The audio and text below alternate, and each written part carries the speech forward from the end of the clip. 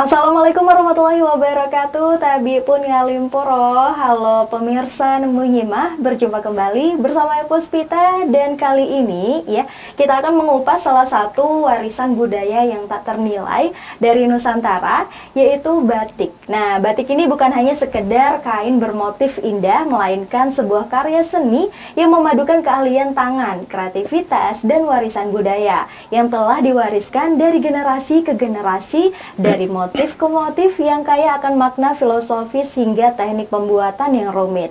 Dengan penuh kesabaran tentunya ya, baik merupakan cerminan dari keindahan dan keragaman budaya di Indonesia. Dan kali ini pemirsa Nemu Nyimah, narasumber kita yang spesial adalah seorang pengrajin batik dan juga tapis ya di salah satu Kabupaten Lampung Tengah. Ada Ibu Novi. Oke, baiklah, mari kita sapa terlebih dahulu. Halo Ibu, Assalamualaikum. Halo, Waalaikumsalam warahmatullahi wabarakatuh. Gimana nih kabarnya Ibu? Alhamdulillah sehat. Alhamdulillah sehat ya. Ibu Novi kan selaku pengrajin batik ya Bu ya. Itu bisa diceritakan nggak Ibu gimana proses pembuatan batik itu sendiri? Iya.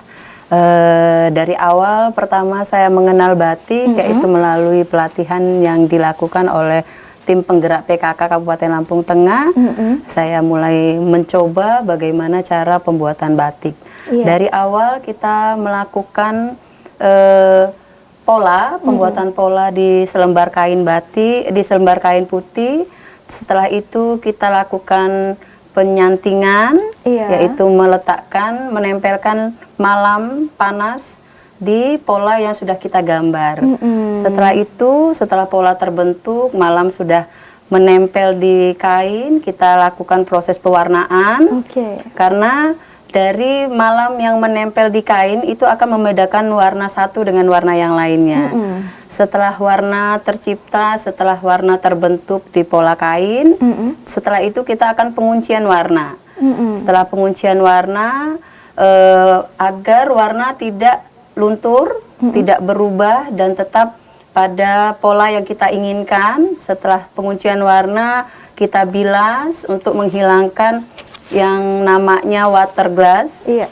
Jadi bahan kimia yang kita gunakan untuk penguncian warna tadi kita rendam, kita bilas. Setelah kita bilas untuk melunturkan malam yang sudah menempel di kain dan agar kain itu terlihat indah, kain kita rebus dengan air yang mendidih untuk menghilangkan malam yang menempel di kain tersebut. Setelah itu kita bilas kembali. Setelah pembilasan sampai bersih, kita jemur. Alhamdulillah kain batik sudah tercipta. Waduh, luar biasa Ibu. Itu tadi beberapa prosesnya ya. Nah, Ibu mau tanya nih, ada beberapa teknik, ada nggak sih teknik-teknik lain mungkin ya untuk menciptakan batik? Ya, kalau untuk teknik kita pada saat ini menggunakan teknik batik tulis yang kita kenal dengan batik tulis. Ada juga batik cap. Ada dua teknik ya berarti. Baik, untuk batik tulisnya itu sendiri berarti harus dipola dulu atau langsung saja di kain ya Bu? Ya, jadi kalau batik tulis itu kita menggambar pola gambar di kain. Setelah itu kita tempelkan malam panas di yang kain yang sudah kita pola. Itu yang nama kita sebut dengan mencanting. Itu yang namanya batik tulis. Tetapi kalau batik cap kita menggunakan seperti stempel. Kita buat pola tetapi sudah kita gunakan teknik seperti stempel. Jadi tinggal dicap di pola di kain putih yang kita gunakan untuk memola gambar. Iya, berarti itu cukup mudah ya Bu ya. Hanya saja memerlukan stempel itu tadi, seperti stempel itu seperti tadi. Stempel ya, seperti cap. Jadi kita tempelkan di kain dengan pola yang sudah ada gambar. Jadi kita tinggal bentuk dan kita tinggal modifikasi saja. Lebih mudah ya Bu ya. Dan untuk kainnya sendiri itu apakah ada kain yang khusus nih Bu untuk batik?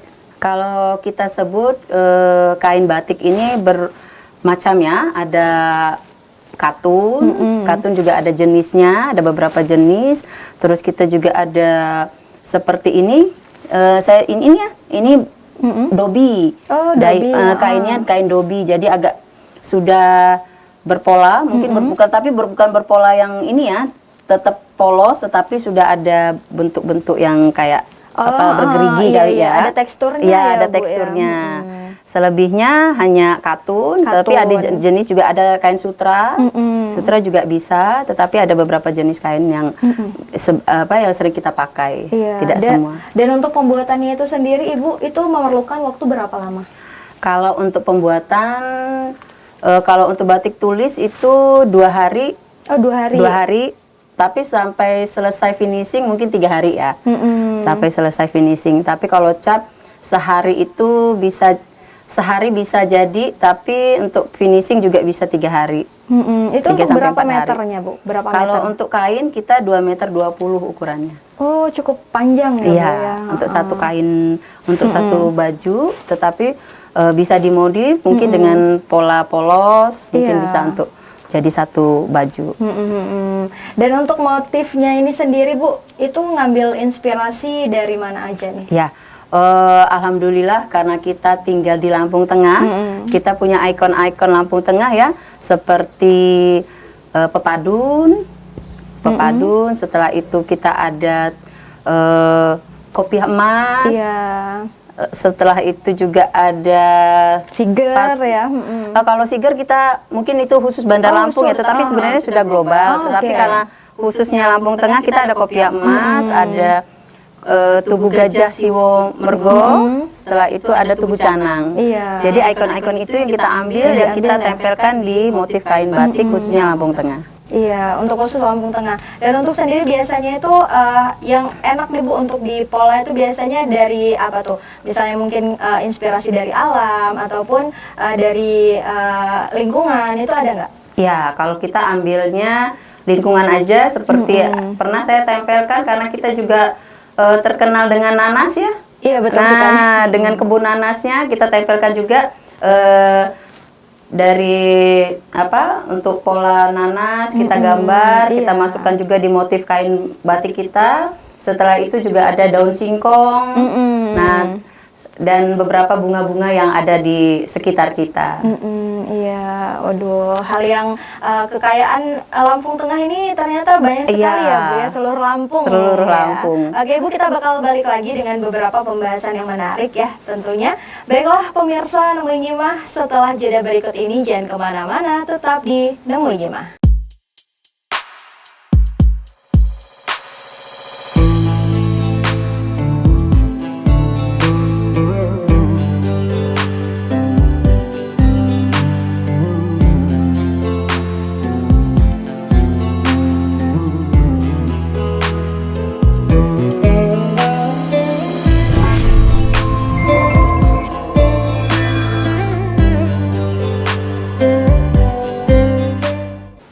Baiklah, berjumpa kembali bersama Ayu Puspita di program Nemu Nyimah. Pemirsa, kali ini kita sudah membahas tentunya ya, apa sih inspirasi dari Ibu Nopi sendiri untuk menggambarkan batik. Tadi kita sudah ngebahas dan kali ini Ayu akan tanya nih, apa sih inovasi terbaru yang telah diciptakan oleh Ibu Nopi sendiri untuk teknik mungkin dan juga untuk beberapa inspirasi membatik itu. Oke, Bu, sekarang inovasi apa nih, Bu, mungkin yang sudah dikeluarkan oleh Ibu sendiri dalam membatik?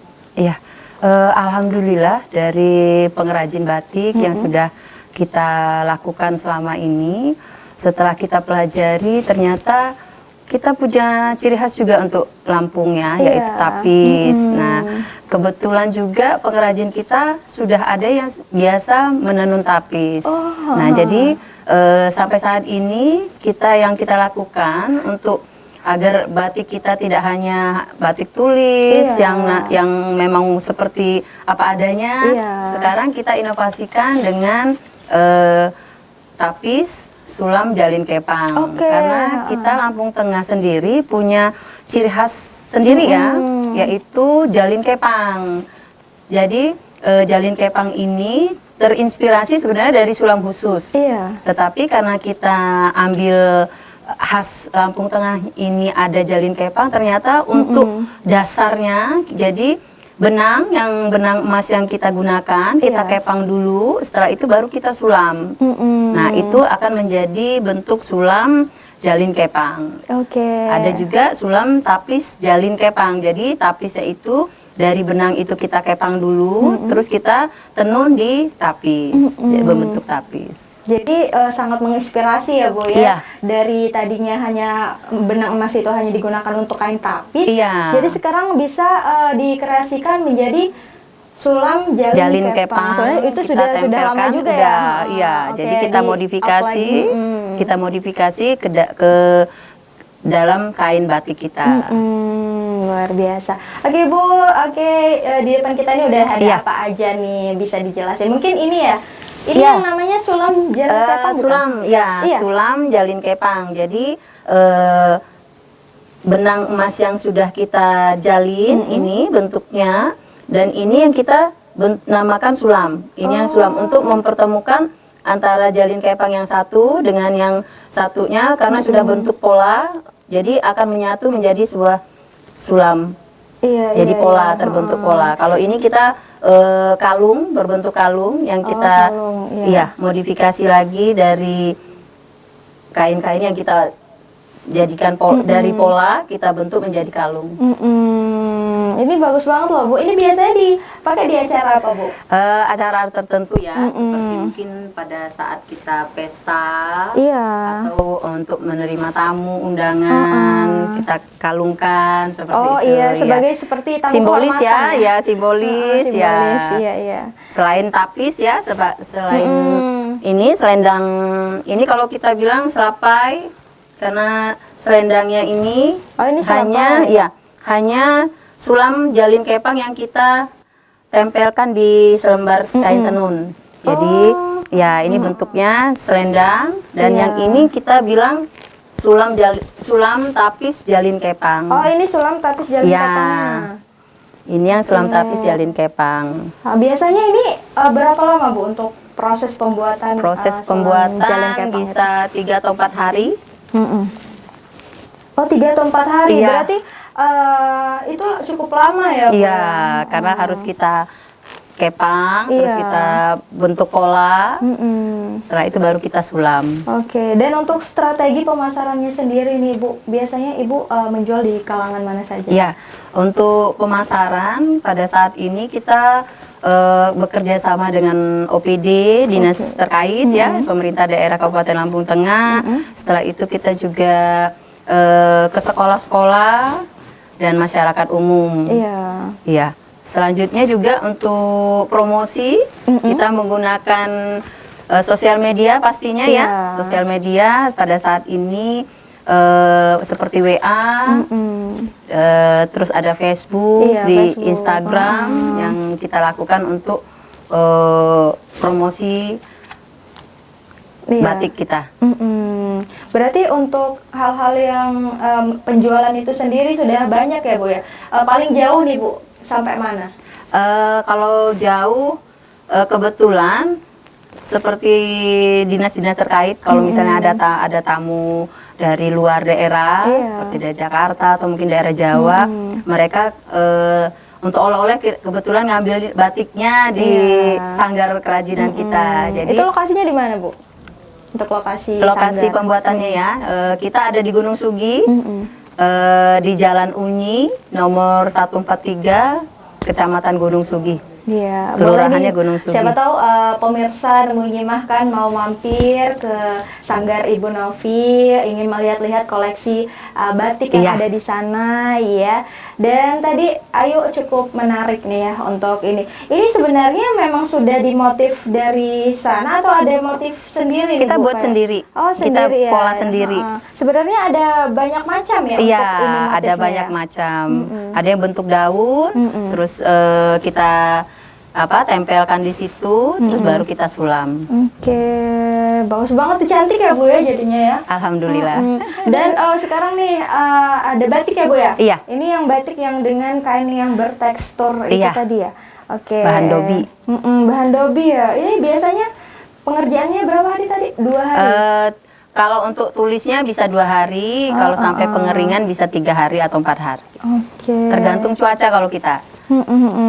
Nah, terus Ibu gimana sih Bu cara Ibu ini kan agar kualitas produk ini tidak tertinggal, tetap tinggi gitu pemasarannya itu bagaimana Bu? Ya, kita selalu berusaha untuk menjaga kualitas ya. Bagaimana caranya agar tetap konsisten, kualitas kita yang pasti utamakan. Jadi ketika kita ada melakukan kesalahan atau mungkin ada kebocoran pada saat pewarnaan, itu nanti akan kita desain ulang. Jadi mungkin kita bisa pakai teknik shibori yang selama ini kita bisa kenal ya, kenal ada teknik-teknik pewarnaan. Jadi mudah-mudahan kain yang sudah kita selesaikan, yang sudah jadi, tidak akan hilang kualitasnya, tapi akan kita inovasi. Benar sekali. Ya, biar lebih memunculkan lagi bahwa kain tidak ada kain yang rusak kalau kita bilang, tetapi akan kita inovasi bahwa kualitas yang akan kita utamakan agar tidak terjadinya kesalahan-kesalahan, tidak terlihat kesalahan-kesalahan pada selembar kain. Baik. Dan Ibu kan di ranah kain nih ya, biasanya tuh ada nggak sih Bu mungkin desainer yang khusus gitu untuk mendesain batik Ibu atau gimana gitu, pernah nggak Bu? Kalau desain khusus kayaknya kita hanya pakai yang lokalan aja ya, lokalan. Jadi kita lihat browsing, kita browsing. Tapi kadang-kadang kalau misalnya kita pengen lihat motif yang lebih kaya, mungkin dari temen juga ada ya, kita kasih ide-ide ya, kita masukkan kembali ke kain-kain kita. Dan Ibu kan ada di sanggar tuh ya, di salah satu sanggar, berarti itu kira-kira ada berapa ini Bu pekerja? Pekerjanya ada 6 orang, 7 orang sama saya. Oh, 7 orang Iya. berarti. Itu dari kalangan mana aja Bu biasanya tuh? Semuanya kalangan ibu rumah tangga ya. Alhamdulillah kita memanfaatkan lah ya, memanfaatkan warga-warga lokal. Kebetulan juga ini masih keluarga, tetapi mereka juga punya kemampuan, baik itu dari sulam tapisnya. Terus kita pada saat itu saya pertama buka, kita lakukan pelatihan dulu. Jadi setelah mereka sudah terbiasa, akhirnya mereka bisa membuat selembar kain batik. Keren banget sih Bu, memberikan Alhamdulillah. edukasi yang bermanfaat untuk masyarakat juga kan ya. Iya, Oke, betul. Ibu kita bakal bahas lagi ya tentunya. Baiklah pemirsa Nurul Nyimah, jangan kemana-mana karena setelah ini ada hal-hal tentunya beberapa tips untuk menjaga kain batik agar tetap kinclong, agar tetap awet tentunya saat dipakai oleh konsumen. Baiklah, jangan kemana-mana tentunya tetap di program Nurul Nyimah.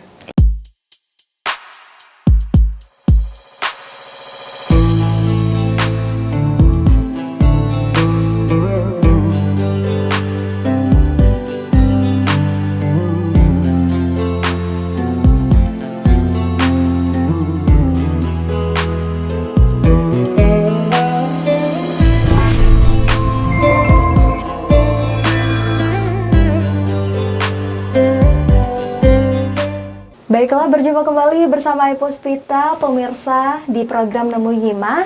Dan tentunya ya, tadi kita sudah mendengarkan berbagai inspirasi dari Ibu Novi selaku pengrajin batik dan juga tapis.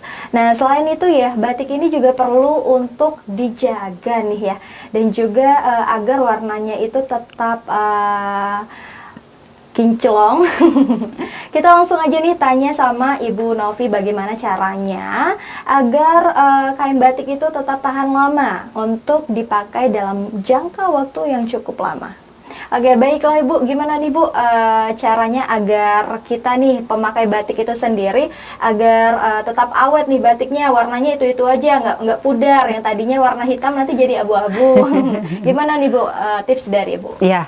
Kalau untuk tips ya, pencucian, biasanya kalau kita menggunakan batik yang namanya batik tulis, batik cap. Jadi kalau kita pada saat pencucian, kalau bisa jangan menggunakan deterjen.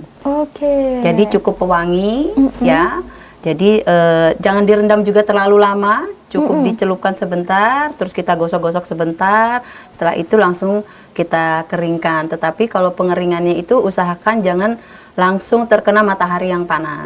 Jadi tempat yang agak teduh gitu ya. Tetap ruang terbuka, jangan ada ruang tertutup karena nanti pengap, nanti aromanya tidak sedap juga ya. Jadi tetap harus ruangan yang terbuka, tetapi tidak langsung kena matahari. Waduh, itu beberapa tips yang bermanfaat ya Bu ya untuk pemirsa yang ada di rumah. Dan Ayu mau minta tanggapan Ibu nih untuk mungkin ya yang ada di luar sana, generasi-generasi muda nih yang ingin berbisnis kain batik. Mungkin Ibu ada sedikit tipsnya nih. Iya, untuk kalangan muda yang kalau kita bilang kalangan milenial ya. Benar sekali. Iya, untuk usaha batik ini sebenarnya menjanjikan kalau saya bilang, tetapi mungkin belum ada pasar yang ini ya, untuk anak-anak muda itu mungkin tidak terlalu berminat. Iya. Kalau saya bilang batik ini sangat inspiratif karena tidak pernah ketinggalan pasar kalau saya bilang, karena akan selalu berinovasi dan motifnya pun kita bisa menjadi kita ambil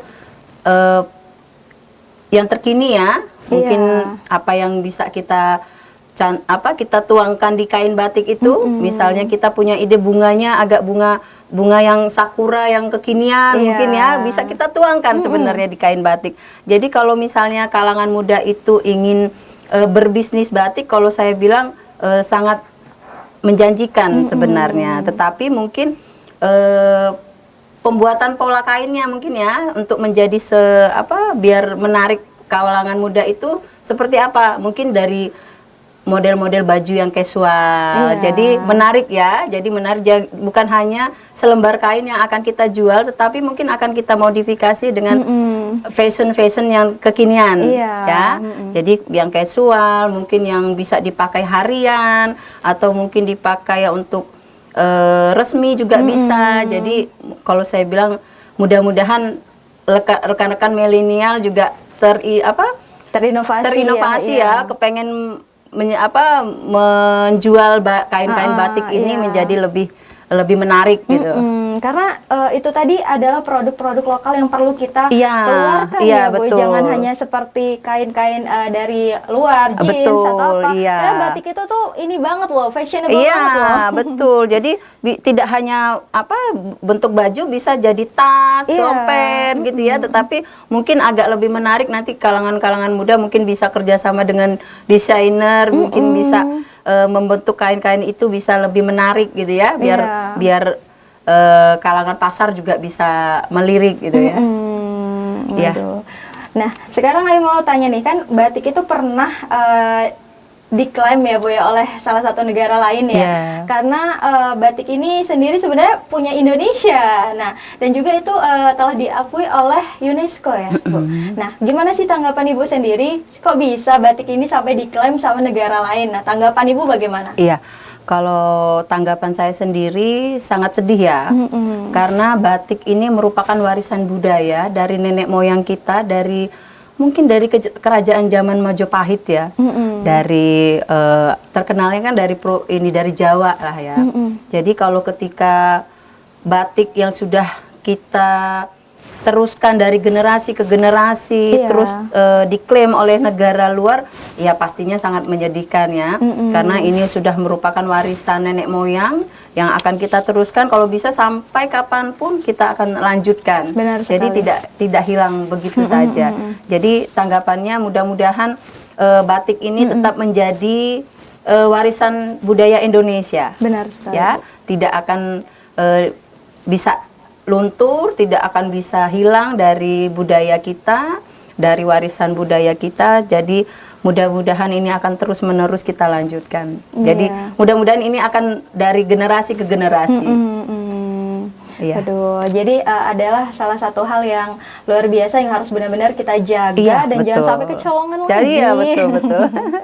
Iya, nah sekarang Bu nih, apa yang dilakukan oleh komunitas pengrajin Ibu sendiri nih untuk melestarikan keunikan batik yang ada di Indonesia? Iya, kalau kita ada komunitas, kebetulan kita ada P3BL, pengusaha pengrajin batik Lampung.